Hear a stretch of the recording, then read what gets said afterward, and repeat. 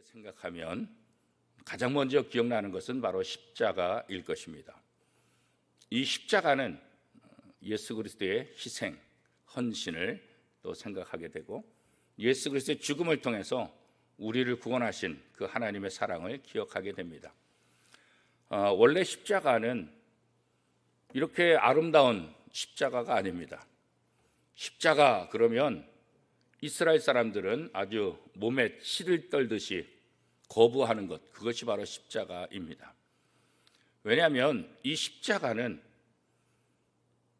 죄수 중에서도 가장 극악한 자들, 가장 악한 자들을 사형시키는 그런 사형의 도구가 되어 있기 때문에 그렇습니다. 그래서 십자가형, 십자가 그러면 벌벌 떠는 거예요. 지금 우리는 많은 분들이 귀에 십자가 귀걸이도 하고 또 목에 십자가 목걸이도 하고 또 십자가를 가지고 여러 가지 형상을 만들지만 2000년 전 이때는 이 십자가를 가지고 그렇게 할 수가 없어요. 그렇게 하는 사람은 정신 나간 사람이죠. 그런데 이 십자가를 아름다운 십자가, 은혜의 십자가, 사랑의 십자가 이렇게 바꾼 것은 바로 예수 그리스도 때문에 그렇게 바뀌어진 것이죠. 지금까지 십자가는 그렇게 소름 돋고 치를 떨게 하고 죽음의 십자가, 사형의 십자가였지만 예수 그리스도를 통해서 이 십자가는 우리의 모든 죄를 용서해 주시는, 대신 지시는 그 십자가, 사랑의 십자가. 그래서 우리는 이 십자가를 사랑하게 되고 이 십자가를 자랑스럽게 여기게 되고 이 십자가를 또 다양한 모양을 통해서 함께 하기를 원하고 있는 것이죠. 오늘 본문에 나와 있는 요셉, 이 요셉에 대해서 사실 우리는 잘 알 수가 없습니다. 왜냐하면 성경이 요셉에 대해서 그렇게 많이 기록되어 있지도 않습니다. 또 마리아도 마찬가지입니다. 예수님의 어머니 마리아라는 그런 부분에 있어서 조금 서술되어 있지 이 마리아가 어떤 사람이냐에 대해서 깊게 설명하고 있지 않습니다. 요셉에 대한 설명과 마리아에 대한 설명이 왜 이렇게 작을까? 그런 것을 생각해 보면 하나님께서 어떤 의도를 가지고 요셉을 사용하시고 마리아를 사용하셨는가 그것을 우리가 생각할 수 있습니다. 물론 캐톨릭의 입장에서 보면 이 마리아가 굉장히 중요한 인물로 부각되고 마리아에 대해서 굉장히 많은 어떻게 말하면 이렇게 신처럼 떠받든다 이렇게 얘기할 수 있을 정도로 마리아 상이 많고 또 기도할 때 기도문에도 보면 마리아의 이름으로 기도하는 그런 것들도 참 많습니다. 그래서 캐톨릭의 입장에서 마리아는 굉장히 신성시되고 있어요. 왜 그렇습니까? 예수님의 어머니이기 때문에 이분은 보통 분이 아니다. 이분은 남다른 분이다. 그래서 캐톨릭은 이 예수님의 어머니 마리아는 처녀로 잉태했고 그 다음에 그 이후에도 영원토록 처녀다. 그래서 동정녀 이 마리아 이것을 계속해서 강조를 하고 있습니다. 개신교 우리 개혁교회하고는 좀 다르죠. 예수님을 잉태할 때는 성령으로 잉태했지만 성경에 보면 예수님의 동생들에 대한 이름이 나오기 때문에 그 이후에는 요셉과 함께 자녀를 여러 명 낳아서 똑같은 일반적인 삶을 살았던 여인으로 그렇게 이제 기록하고 있습니다. 이 요셉이 어떤 사람이었을까?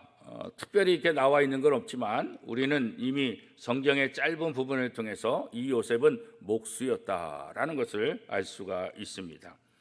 그 지역에서 얼마나 영향력을 끼쳤을까? 그 지역에서 어떤 삶을 살았을까? 그건 잘 기록되지 않았기 때문에 우리가 알 수가 없는 거죠. 그렇지만 또 하나 우리가 이 요셉에 대해서 알 수 있는 것은 요셉의 가문이 어떠한지를 알 수가 있죠. 어떻게 알 수 있습니까? 오늘 마태복음 1장에 나와 있는 이 족보를 통해서 알 수가 있죠. 2000년 전 이 요셉이 기록되어 있는 이 시대에 있어서 유대인들에게 있어서 중요한 건 뭘까? 이 족보, 가문 이것이 사실은 굉장히 중요했어요. 이스라엘은 12지파로 되어 있었고 그 지파 중에서도 또 어떤 가문 또 어떤 후손으로 이어지는가. 사실 우리나라도 지금은 그렇게 우리의 족보를 중요하게 따지지 않지만 얼마 전까지만 하더라도 이 가문들 족보들 이거 굉장히 중요시 여기잖아요. 저희 집도 뭐 족보라고 해가지고 두꺼운 것들이 있긴 있지만 저는 그 족보에 대해서 사실 잘 모르겠어요.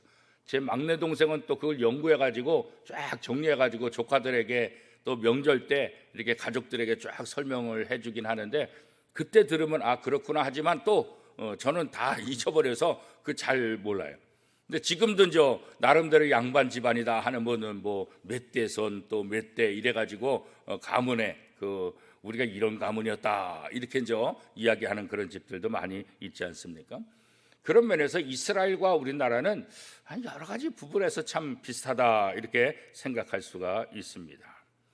그래서 이 족보를 통해서 이 요셉의 집안이 어떤 집안인가 또 어떻게 연결되어 있는가 그런 것을 우리가 알 수가 있지요.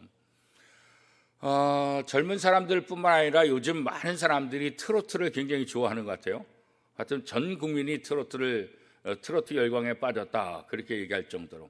왜냐하면 TV만 틀면 어떤 방송이든지 전부 다 하여튼 트로트가 나오지 않는 방송이 없을 정도로 코로나19로 인해서 영화 제작도 힘들고 드라마 제작도 힘들고 여러 가지 다양한 프로그램을 제작하는 것이 어렵다 보니까 가장 손쉬운 것 중에 하나가 이 노래하는 것.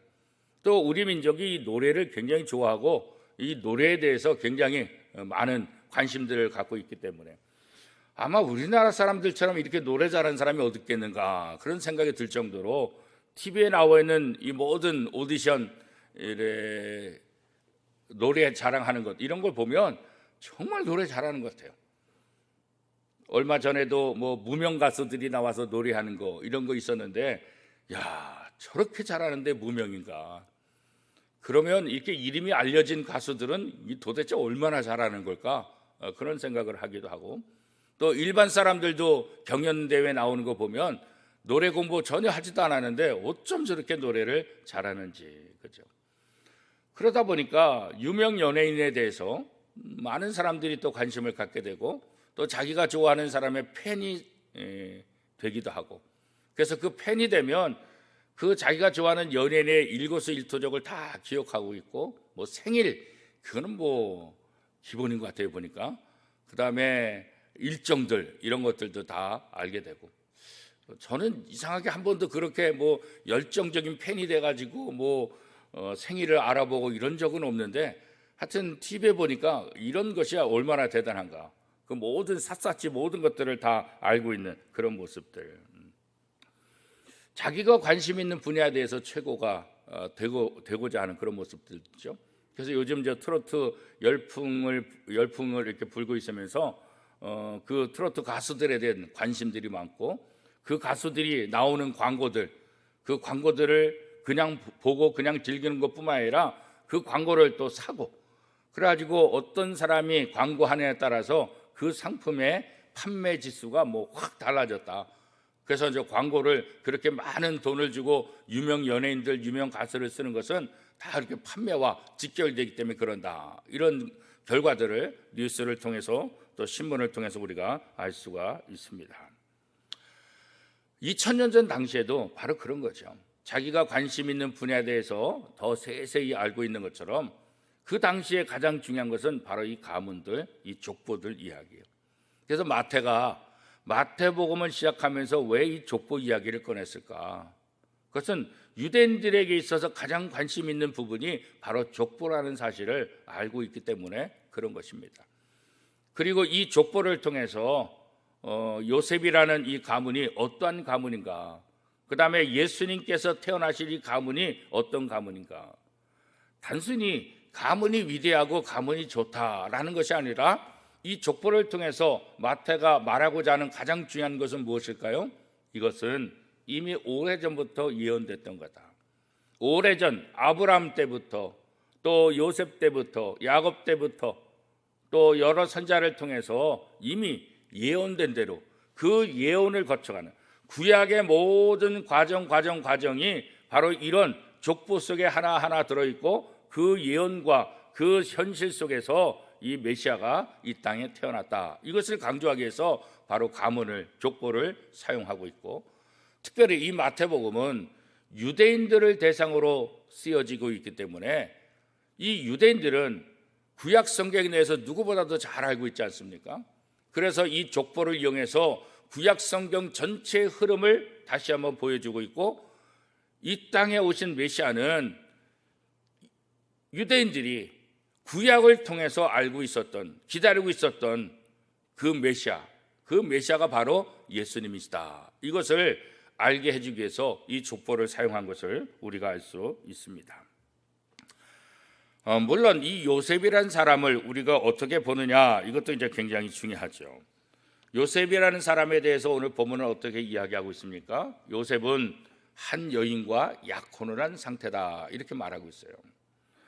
예전에는 약혼을 많이 했잖아요, 그죠? 요즘들은 뭐 약혼식 거의 다 하지 않고 바로 결혼하지만, 예전에는 약혼을 하고 또 약혼한 다음에 1년 정도 있다가 결혼하기도 하고, 그래서 약혼이라는 말 자체가 이미 결혼을 전제로 해서 미리 부부가 되는 것들을 미리 양가 가족들 모아서 확인하는 그런 것 아니겠어요? 바로 이 요셉도 약혼을 이미 한 여인이 있는 거죠. 그 여인의 이름은 우리가 잘 아는 대로 마리아였습니다. 요셉은 마리아와 결혼 날짜를 기다리고 있는 거죠. 결혼을 준비하고 있는 거죠. 이미 약혼을 했기 때문에. 그래서 어떻게 하든지 이 마리아도 자기 남편 요셉에게 아름다운 신부가 되기 위해서 준비했을 거고, 요셉도 마리아 앞에 멋진 신랑이 되기 위해서 준비를 했을 것입니다. 그런데 오늘 본문에 보면 요셉에게 굉장히 충격적인 소식이 들려오죠. 그것은 무엇입니까? 자기의 약혼자 이 마리아가 아이를 가졌다라는 소문입니다. 있을 수 없는 거죠. 결혼한 상태가 아니고 약혼한 상태이기 때문에, 서로 동침을 한 적이 없기 때문에 내 약혼녀가 아이를 가졌다는 것은 있을 수 없는 거예요. 남편으로서는 이게 굉장히 충격적인 거죠. 불륜 관계인가? 뭐 그런 생각할 수 있잖아요. 그런데 이 충격적인 소문에 대처하는 요셉의 모습을 보면 요셉이 참 괜찮은 사람이었다, 이렇게는 볼 수 있겠죠. 왜 그렇겠습니까?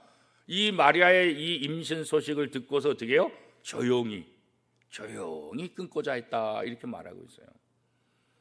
요셉의 입장에서 한 여인에 대한 배려도 있을 수 있겠고, 또 요셉의 인격을 또 보여줄 수도 있겠고, 이것이 소문나서 한 여인에게도 그렇고 자기에게도 아무런 좋은 결과를 이룰 수 없다는 것을 너무나 잘 알기 때문에 그런 거죠. 얼마나 착잡하겠어요? 얼마나 충격받았겠어요? 얼마나 마음이 무겁겠어요? 그렇지만 그는 그 모든 것들 자기가 다 견디기로 하고 조용히 취소를 하려고 결정을 했습니다. 그런데 그 상황 속에서 요셉은 꿈을 꾸게 되고, 그 꿈에서 천사를 만나게 되는 거죠. 그 꿈을 통해서 마리아의 이야기가 사실이라는 것, 성령으로 잉태했다는 것, 그리고 마리아가 낳을 이 아이는 단순한 아이가 아니라는 것, 바로 메시아라는 사실을 깨닫게 됐죠. 이스라엘 백성들이 오랫동안 기다려왔던 그 메시아가 바로 내가 약혼한, 내가 정혼한 그 마리아를 통해서 이 땅에 오신다는 이야기입니다. 그리고 그 태어날 아이의 이름을 예수라고 지라고 이름도 알려주셨죠. 그리고 이 예수라는 이 이름의 또 다른 뜻은 임마누엘, 하나님이 우리와 함께 하신다, 우리와 함께 하시는 하나님. 그래서 이 꿈을 통해서 요셉은 마리아에게 일어난 일이 그저 불륜을 통해서 일어난 일이 아니라 이것은 하나님의 계획이다, 성령의 역사다, 이것을 깨닫게 되는 거죠. 이것을 깨닫게 될 수 있었던 이유가 뭘까? 뭐 전혀 다른 부분에 설명은 안 되어 있지만, 이미 이 요셉이라는 사람이 구약 성경에 대한 배경들, 구약에 대한 신앙, 이런 부분에 있어서 어느 정도 제대로 된 신앙을 갖고 있었기 때문이 아닐까. 뭐 단순히 꿈만 꾼다고 해가지고 그것을 다 받아들이는 것, 이건 쉽지 않잖아요. 이게 어떻게 쉽게 받아들여질 일이겠어요, 그죠? 꿈을 꾼다 할지라도 안 돼. 나에게 이런 일이 있어서는 안 돼. 도저히 믿을 수 없어. 거부할 수밖에 없지 않겠습니까? 그러나 이 꿈의 이야기와 자기가 가지고 있는 이 신앙과 연결시켰을 때, 이 구약적인 전통에서, 구약을 통해서 메시아가 이 땅에 온다는 사실을 알았기 때문에 이것을 성령의 인도하심도 있었지만 받아들일 수 있었던 것 아닌가, 그런 생각을 하게 되는 거죠. 이 예수라는 이름은 이스라엘 백성들을 가나안 땅으로 인도한 여호수아, 이 이름과 같은 의미가 되는 거죠. 그래서 여호수아, 이 말도 우리와 함께 하시는 하나님, 이 같은 의미고, 구약의 선지자 호세아라는 이름도 우리와 함께 하시는 하나님, 같은 이름이고, 바로 예수님의 이름 예수아, 이 이름도 바로 우리와 함께 하시는 하나님. 그래서 여호수아, 호세아, 예수, 이 세 가지 단어는 구약적으로 다 똑같은 이름값을 가지고 있는 것입니다. 결국 이 예수를 통해서 하나님께서 우리에게 보여주시고자 하는 것이 뭘까? 그런 건 아니다. 다른 것 아니고 하나님이 우리와 함께 하신다는 것. 하나님이 우리와 함께 하신다는 사실을 우리가 믿을 수 있도록, 우리가 힘들고 어려운 그런 상황 속에서 하나님이 우리를 나몰라라 하시는 그런 하나님이 아니라 하나님은 언제나 우리와 함께 하시는 하나님이시다. 그리고 하나님이 우리와 함께 하시는데 우리의 생각대로 하나님이 우리와 함께 하시는 것, 그것이 아니죠. 언제나 하나님이 하시는 일들은 우리가 상상하기에 어려울 정도로 언제나 새로운 방식으로 하나님의 일들을 하시고 있다는 거죠. 이스라엘 백성들을 구원하시는데 이렇게 성령으로 잉태해서 예수님이 이 땅에 오실 것, 이거 누가 알았어요? 그죠? 전혀 새로운 방법이죠. 어떻게 성령으로 잉태할 수 있겠어요? 지금까지 인간적으로 세상적이고 사회적인 방법으로서는 도저히 용납할 수 없는 그런 방법, 새로운 방법. 언제나 하나님은 일을 하시는 데 있어서 우리의 상상을 뛰어넘는 방법으로, 그러니까 우리가 믿겨지지 않는다 할지라도, 우리가 이해되지 않는다 할지라도 염려할 이유가 없는 거죠. 오늘 이것을 통해서 우리 신앙생활 하는 데 있어서 또 다른 생각은 뭐냐면 언제나 하나님에 대한 기대감이 있는 거죠. 하나님은 어떻게 이것을 역사하실까? 어떤 방법으로 하나님께서 이런 일을 또 극복해 나가실까? 그래서 하나님에 대한 기대감이 우리 속에 있게 되는 거죠. 그리고 이런 새로운 방식으로 일을 할 때 더 중요한 것은 뭐냐면 언제나 거기에 필요한 사람을 선택하셨다는 거예요. 하나님은 천지를 창조하실 때 말씀으로 창조하셨죠. 그렇지만 그 이후에 하나님의 일들을 행하시는 데 있어서 하나님 혼자 독자적으로 하시기보다는 대부분은 뭐예요? 사람을 선택해서 그 사람을 통해서 하나님의 역사, 하나님의 일을 이루어 가시는 것을 우리는 성경을 통해서 알 수가 있습니다. 독생자 예수 그리스도 메시아를 이 땅에 보내는 이 방법에 있어서도 전혀 성령으로 잉태케 하는 이 새로운 방법을 통해서도 결국은 누구를 이용하는 거예요? 사람을, 마리아라는 사람을 이용하고 있고, 그 다음에 어떻게 해요? 요셉이라는 사람을 이용하고 있죠.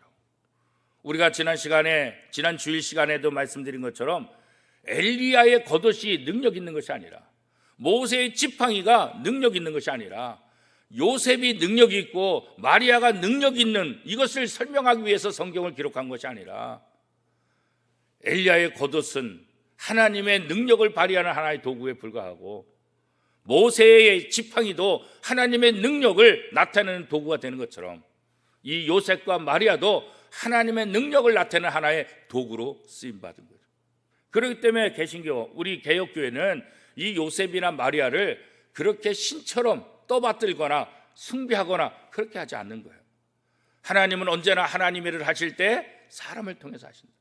아브라함을 통해서 하셨던 것처럼, 야곱을 통해서 하셨던 것처럼, 요셉을 통해서 하신 것처럼 수많은 선자를 통해서, 또 세례 요한을 통해서 예수님의 오심을 준비하게 하신 것처럼 하나님은 언제나 새로운 방법을 사용하시는데 그때마다 누구요? 사람을 통해서 역사하신다. 우리가 요셉과 마리아 이외에 수많은 사람들을 신성치 않아요? 그렇지도 않잖아요. 그죠? 다 동일하게 하나님의 일꾼으로, 이 시대 하나님께서 이런 일을, 이런 사역을 하실 때 하나님께서 이 사람을 사용하셨구나. 우리가 그렇게 생각하지, 그 하나님의 일을 하실 때 사용되었던 쓰임받았던 사람을 모두 다 신처럼 그렇게 섬기지는 않잖아요. 그렇죠? 자, 이런 것을 보면 우리가 또 다른 기대감이 있죠. 오늘 하나님께서 역사하실 때 누구를 통해서 역사하실까? 오늘날도 역시 사람을 통해서 역사하신다. 그러면 그 사람을 통해서 역사하시는데 그 사람이 누구일까? 그렇잖아요. 하나님은 나를 통해서도 얼마든지 역사하신다. 왜? 요셉이 뛰어난 사람이라, 마리아가 뛰어난 사람이라, 물론 전혀 인격적으로 성숙되지 않고 동네에서 손가락질 받는 사람, 그런 사람은 아니겠죠. 그냥 평범한 사람. 그러면 하나님께서 오늘 나같이 평범한 사람도 얼마든지 사용할 수 있다. 나를 통해서 하나님의 놀라운 역사를 이루실 수 있다. 이런 것을 우리가 알 수가 있게 되는 거죠. 이번 사순절을 통해서 다시 한번 하나님은 나를 필요로 하신다. 하나님은 나를 통해서 역사하시기를 원하신다. 하나님께서 내게 무슨 말씀을 하실지 모르지만, 그렇잖아요. 요셉이 어떤 일이 일어날지 어떻게 알았어요? 자기의 약혼녀가 아이를 가졌다는 것, 이거에 대해서 도대체 어떻게 수긍해야 될지 그런 방법을 미리 알고 있지 못했잖아요. 그렇지만 하나님은 이 요셉을 통해서 믿게 하였고, 요셉을 통해서 그것을 받아들이게 하고, 메시아가 이 땅에 오는 데 있어서 좋은 도구로 쓰임 받을 수 있었다는 것, 그렇잖아요. 오늘 우리들 각자 여러 가지 고민들이 있죠. 슬픔이 있죠. 또 갈망, 소망들이 있죠.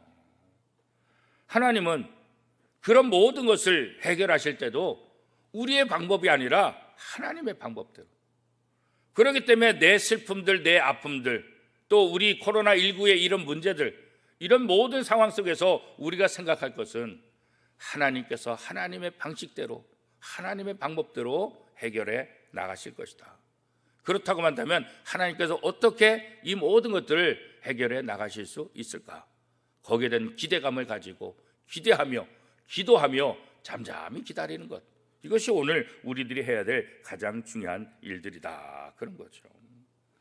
오늘 사순절 첫날을 시작하면서 또 마태복음과 함께하는 사순절 새벽기도를 통해서 다시 한번 하나님의 말씀을 묵상하고, 이 하나님의 말씀이 우리에게 어떻게 다가오며 이 하나님의 말씀을 통해서 하나님은 어떤 역사를 일으키실 것인가, 또 이 말씀을 통해서 오늘 내게 들려주시고자 하는 하늘의 음성은 무엇인가, 이것을 다시 한번 기억하면서 말씀을 사모하고 말씀을 의지하면서 이 한 달, 이 40일, 이 사순절을 보내는 저와 여러분의 삶이 될 수 있기를 축복합니다.